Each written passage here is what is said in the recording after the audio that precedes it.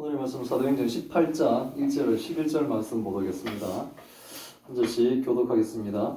그 후에 바울이 아덴을 떠나 고린도에 이르러 아굴라라 하는 본도에서 난 유대인 한 사람을 만나니 글라우디오가 모든 유대인을 명하여 로마에서 떠나라 한 고로 그가 그 아내 브리스길라와 함께 이달리아로부터 새로 온지라.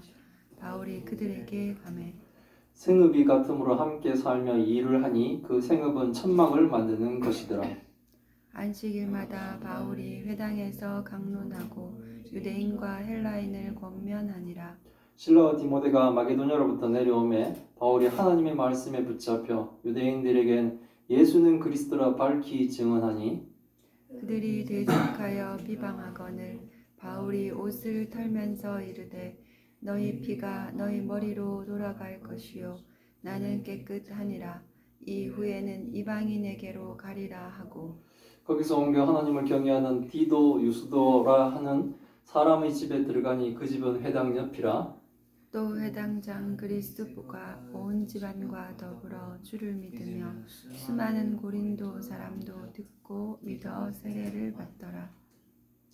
밤에 주께서 환상 가운데 바울에게 말씀하시되 두려워하지 말며 침묵하지 말고 말하라. 내가 너와 함께 있음에 어떤 사람도 너를 대적하여 해롭게 할 자가 없을 것이니 이는 이 성중에 내 백성이 많음이라 하시더라. 같이 읽겠습니다. 1년 6개월을 머물며 그들 가운데서 하나님의 말씀을 가르치니라. 아멘.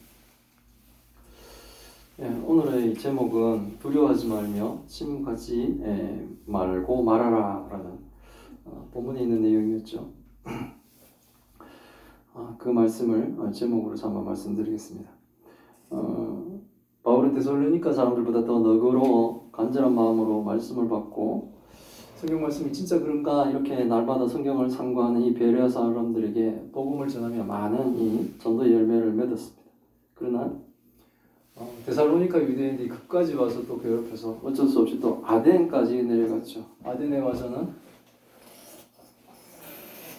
아덴 사람들과의 그 접촉점, 알지 못한 신에게 을 섬기는 그들의 신앙심에 대한 그들의 신앙심에 대한 접촉점을 찾아 그가 바로 예수 그리스도다라는 이 복음을 또 전하기도 하였습니다. 그 후에 이제 바울은 아덴을 떠나서 아덴이 아테네라 그랬죠. 아덴을 떠나서 고린도 지역에 이르게 됩니다. 고린도 지역이 어딘지 또 우리가 지도를 또 한번 보도록 하겠습니다.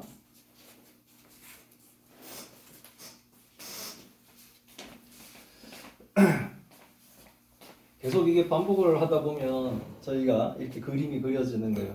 뭐 1차 때는 이렇게 돌았다면 이제 2차의 선교여행은 안디옥에서부터 출발해가지고 더베, 루스라, 비시디아 안독에서부터 바울은 북쪽으로 비두니스, 남쪽으로는 아시아 쪽으로 가고 싶어서나 성령이 허락하지 않아 드로아까지 갔죠.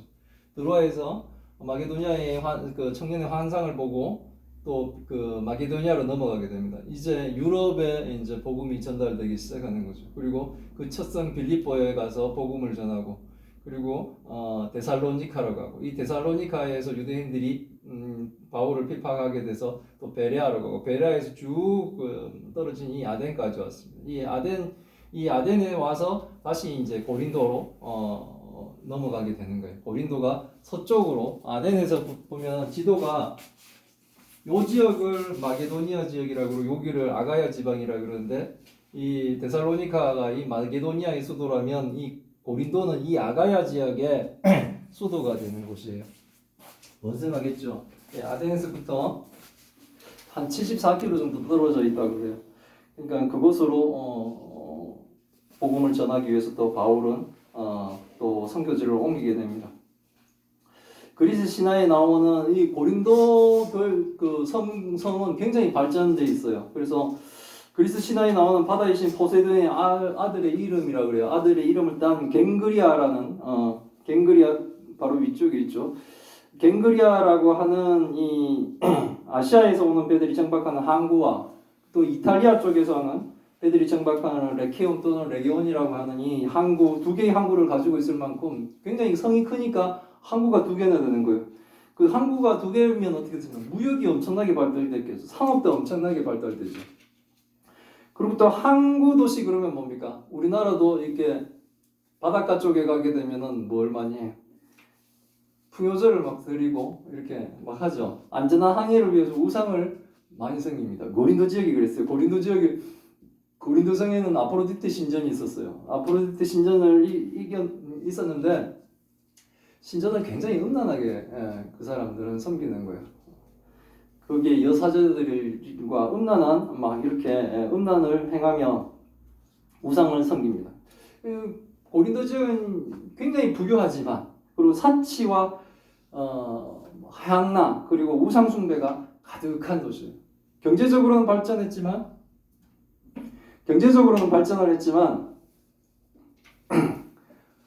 사치, 향락 그리고 음란, 우상 숭배 이런 것들이 가득한 도시가 바로 고린도 성이었어요. 그러니까 이 고린도 성에 바울이 선교를 하려는 건 참으로 힘든 일이죠, 사실은. 예. 그곳에 바울은 이제 선교를 하러 들어갑니다. 고린도에서 바울은 아굴라라 하는 본도에서 태어난 유대인 한 사람을 만나게 됩니다. 아굴라는 누구냐면 로마의 4대 황제였던 글라우디오가 로마의 모든 유대인들은 로마에서 떠나라 이런 명령을 하였다고 합니다. 그래서 그 안에 브루스길라와 함께 이달리아로부터 고린도로 이렇게 오게 된 유대인이에요. 이게 역사적으로 글라디오가 유대인들을 로마에서 추방한 것이 예수님이 승천하시고 부활 승천하시고 한 49년에 일어난 일이라 그러는데 이게 사건의 계기가 있답니다. 유대인 회당에서 기독교 메시지를 전하는 것으로 인해서 생겨난 소요가 있어서 이게 이제 유대인들은 떠나라. 아마 기독교 유대인들이 특히 타겟이 됐을 거예요. 이게 역사적인 사건이에요. 그러면 바울이 로마 감옥에 갇히기 전에 바울이 로마로 가기 전에 로마에도 결국은 뭡니까? 복음이 선포되고 복음이 전해지고 있었다는 거죠. 아마도 아굴라 부부가 그래서 기독교인이다라는 추정이 많은 사람들이 기독교인일 것이다라는 이 추정들을 하고 있어요. 바울이 이런 아굴라 부부를 이제 찾아가서 만나게 되는 거예요. 바울이 아굴라 부부를 찾아가는데 아굴라 부부가 하는 일과 바울이 하는 일이 이제 생업이 같았다 그래요. 그래서 그들은 함께 살면서 같은 일을 했는데 그 생업이라는 게 뭐냐? 이 생업이라는 건 먹고 살기 위해서 일하는 거예요. 그게 천막 만드는 일입니다. 여기서 우리는 뭡니까? 바울이 선교를 하면서도 직업을 가지고 천막을 만드는 직업을 가지고 있었다라는 것을 우리가 좀 알 수 있어요. 그러니까 요즘으로 말하면 목회자가 목회를 위해 직업을 갖는 이중직 목사와 비슷한 거예요. 그래서 바울은 이 천막 만드는 일을 이 아굴라 부부와 하면서 지금 고린도에서 지내고 있는 거예요. 그러니까 교회가 온전히 좀 서고 목회자를 지원할 수 있으면 바울이 천막 만드는 일을 안 하고 오직 뭡니까?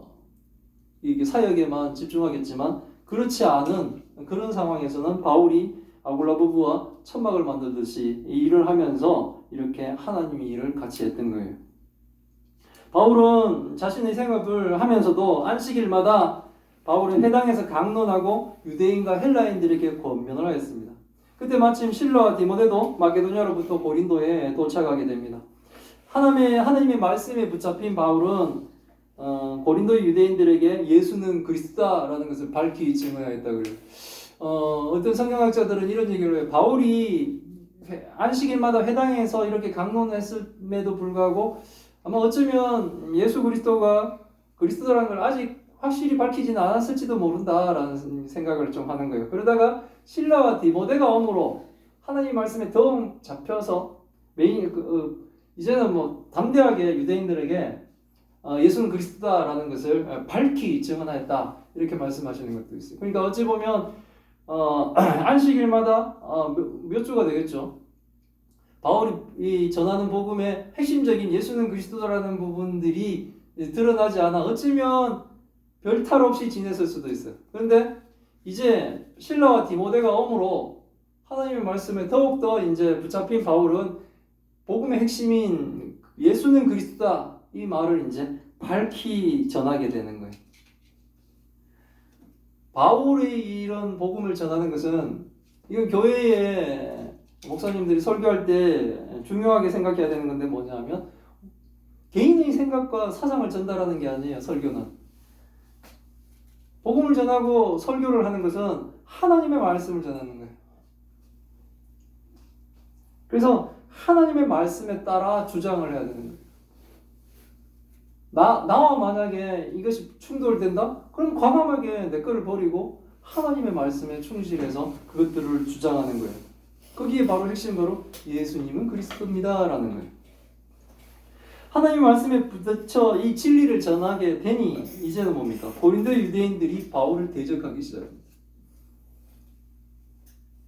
어쩌면 성경학자들이 말씀들이 좀 맞았을 수도 있는 게요. 이게 안식일마다 전하는 데는 충돌이 없었는데 이제 예수는 그리스도다. 바울 디모데 신라가 이렇게 옴으로 해서 그들을 만남으로 해서 하나님의 말씀에 완전히 더 붙잡힌 바울이 복음의 핵심인 예수는 그리스도다라는 것들 그렇게 선포하니까 이제 뭡니까? 관계 좋게 지냈을지도 모를 그 사람들이 이제는 뭡니까? 적대적으로 변하는 거예요. 바울을 대적하여 바울을 비방하게 됩니다. 그때 바울은 자신의 옷을 털면서 선지자의 말씀으로 경고의 말을 하게 됩니다. 비방하는 자들의 피가 그들의 머리로 돌아갈 것이다 라고 말한 거예요. 복음을 전한 바울은 사명을 다하겠기 때문에 자신은 이제 깨끗하다. 우리가 전달하지 않는다면 그것은 우리의 책임이 될 수가 있어요. 왜냐하면 하나님이 우리를 구원하셨고 우리에게 하나님의 백성으로서 이제 사명을 주셨는데 그것은 뭡니까? 내가 받은 그리스도의 사랑, 내가 받은 하나님의 그 사랑을 사람들에게 전하는 거예요. 그것이 전도이고 선교고 복음을 전하는 것이고 하는데 그 사명을 다하라고 하면 우리가 그 일을 해야 되는데 만약에 그것을 하지 않는다면 그것은 뭡니까? 우리가 직무유기인 거예요. 내가 일을 하지 않은 게 되는 거예요. 근데 그 일을 하면 우리가 얘기를 하고 말씀 복음을 전해버리면 그 이후에는 뭡니까? 들은 자와 이제 하나님의 책임으로 가는 거죠. 하나님이 은혜를 베푸시고 들은 자가 하나님께 순종하느냐 안 하느냐의 문제가 이제 그쪽으로 넘어가는 거예요. 그래서 바울은 지금 사명을 다한 거예요. 이제 예수는 그리스도라는 것을 밝히 증언했기 때문에 바울은 자신의 사명을 다했습니다. 그래서 바울은 자신은 깨끗하다는 겁니다. 그래서 바울은 이후에 자신은 유대인들이 아닌 복음을 전했음에도 불구하고 바울을 대적하고 바울을 비방하는 그 유대인들을 이제는 뭡니까? 그들이 아닌 이방인들에게 복음을 전하겠다라고 선포하게 됩니다. 보통 바울은 복음을 전하면 청중이 즉시 믿지 않더라도 복음에 흥미와 반응을 보이면 안식일마다 그들과 함께 하려고 했습니다. 그게 어찌 보면 바울이 안식일마다 회당을 찾아 그들과 강론을 했는 것과 같은 그 내용일 겁니다. 그러나 적대적인 반응을 보여버리면 복음을 전했는데도 불구하고 예수는 그리스도입니다라는 이 복음의 핵심까지 다 전했는데도 불구하고 적대적인 반응을 보인다면 더 이상 거기에 시간을 허비하지 않았던 것 같습니다. 피가 머리로 돌아간다는 것은 심판에 대한 책임은 복음을 듣고도 거부한 당신에게 있습니다 라고 얘기하는 거예요. 이건 통보예요. 그 사람이 믿거나 안 믿거나는 의미 없어요. 자꾸 어떤 분이 착한 게 하면 천국 간다고 자꾸 얘기하는데 세상에 저렇게 말하는 것만큼이나 하나님을 대적하고 적대적인 적그리스도적인 발언이 있을까라는 생각을 해봐요. 그 착하게 살면 천국 갑니다라고 얘기해버리면 사람이 안심을 해요. 왜냐하면 평생 살면서 자기가 생각해도 자기가 좀 착한 일을 한 적이 있거든요. 그러면 어떻게 됩니까? 예수님이 필요가 없어져요. 죄인인데 죄인인 줄 모르게 살짝 덮어버리는 거예요. 내가 죄인이 아니니까 예수님이 필요가 없죠. 그럼 예수 믿을 필요가 없는 거예요. 그렇게 해버리면. 착하게 산다는 것은 기준도 없어요. 뭐 어떤 일을 얼마나 강도 있게 얼마나 몇 번을 해야지만이 천국 갈 수 있는 착한 사람이 되는 건가요? 우리는 그렇게 해가지고는 도저히 하나님 나라에 갈 수가 없습니다. 구원을 받을 수가 없어요. 우리는 오직 예수 그리스도입니다. 예수 그리스도를 믿느냐 안 믿느냐가 모든 것의 심판의 기준이 되는 거예요. 바울은 복음을 다 전했음에도 불구하고 대적한다면 그 피는 너희의 머리로 돌아갈 것이다 라고 모든 책임은 이제 전달하지 않았다면 바울의 책임이지만 전달한 바울은 이제 뭡니까? 그 책임은 너에게 있다라고 선언을 하게 되는 겁니다. 바울은 하나님이 자신에게 맡긴 책임을 신실하게 이해했기 때문에 마지막 때에 하나님이 유대인들이 믿지 않은 것에 대한 심판을 하실 때 그 어떠한 책임도 바울에게는 뭡니까? 물을 수가 없는 거예요. 바울의 책임은 이제 없다는 거죠. 바울은 거처를 옮깁니다. 그곳은 하나님을 경외하는 디도 유스도라는 사람의 집으로 거처를 옮기게 됩니다. 그 집은 회당 옆이었습니다. 또 이걸 보게 되면 6절에서 막 이렇게 손절하는 것처럼 보이는데 또 6절에서 보면 바울이 유대인들과 손절할 거 보였더니 6절과는 조금 분위기가 또 달라지는 거예요. 바울은 고린도 유대인들에게 복음을 전하는 일을 완전히 포기하지는 않는 것 같습니다. 왜냐하면 실제로 유대인 중에 믿는 자들이 생겼기 때문에 그래요. 이 거처를 옮긴 것도 회당과 좀 가까운 곳으로 옮겼는데다가 실제로 유대인 중에 그것도 회당장인 그리스보가 온 지방과 거의 온 지방과 함께 예수님을 믿게 된 거예요. 그리고 또 수많은 고린도 사람들도 듣고 믿어 세례를 받는 은혜가 일어났다는 거죠. 내가 이방인한테만 이제는 복음을 전할 거야 라고 했지만 그게 아니고 결국은 뭡니까? 사람들에게 복음을 전했고 거기 가운데는 이게 지금 그 현 회당장인지 아니면 전임 회당장인지 모르겠지만 그리스도라는 이 회당장이 예수님을 영접한 거예요. 그걸 자기만 한 것도 아니고 자기의 온 집안이 영접하는 놀라운 역사가 일어난 거예요. 아프로디테 신전이 있으며 우상을 강하게 섬기는 고린도에 하나님은 바울을 보내 복음을 전하게 하시고 지금 고린도 교회가 세워지고 있는 역사적인 순간들이 되는 거예요. 그러나 하나님을 믿으며 또 사명을 감당하고 있는 이 바울이지만 우상을 강하게 섬기는 고린도에서 유대인들이 비방을 받으며 복음을 전하는 것은 결코 쉬운 일이 아니었던 것 같습니다. 아마 바울은 두려워하고 있었던 것 같습니다. 입을 다물고 싶은 그런 마음이 들었던 것 같아요. 그런 바울에게 주께서 힘을 주십니다. 밤에 주께서 환상 가운데 바울에게 말씀하십니다. 두려워하지 말라고 말씀합니다. 바울이 두려워하는 거예요. 계속 이렇게 빌립보에서부터 계속 사람들한테 쫓겨가지고 이렇게 내려왔는데 계속 복음의 열매가 맺어지는 모습을 보면서도 불구하고 계속 대적하고 있는 사람들을 때문에 바울은 어쩌보면 두려워하고 있었던 것 같습니다. 두려움에 복음을 그만 전하고 침묵하고 싶은 바울에게 하나님은 환상으로 말씀하십니다. 침묵하지 말라고 말씀하십니다. 두려워하지 말며 침묵하지 말고 말하라 하라고 하나님이 바울에게 말씀을 하세요. 그래서 주님이 바울과 함께 있기 때문에 바울이 두려워하는 어떤 사람도 바울을 대적하여 해롭게 할 사람이 없다라고 약속을 해주십니다. 바울은 입을 열면 대적하는 자리가 나타나면 너무 삶이 힘들어요. 그래서 두려워하기도 하고 말 꺼내기도 두려워. 말 꺼내면 막 대적해 들어오니까. 그래서 침묵하고 싶은 생각이 막 꿀떡 같고 이런데 주님이 말씀하십니다. 내가 너와 함께 하겠다. 두려워하지 말고 침묵하지 말고 말하라. 내가 너와 함께해서 어떤 사람도 너를 대적하여 해롭게 할 자가 없게 하겠다. 이게 두려운 거예요. 바울의 두려운 거. 나를 계속 대적하는 사람들이 나타나.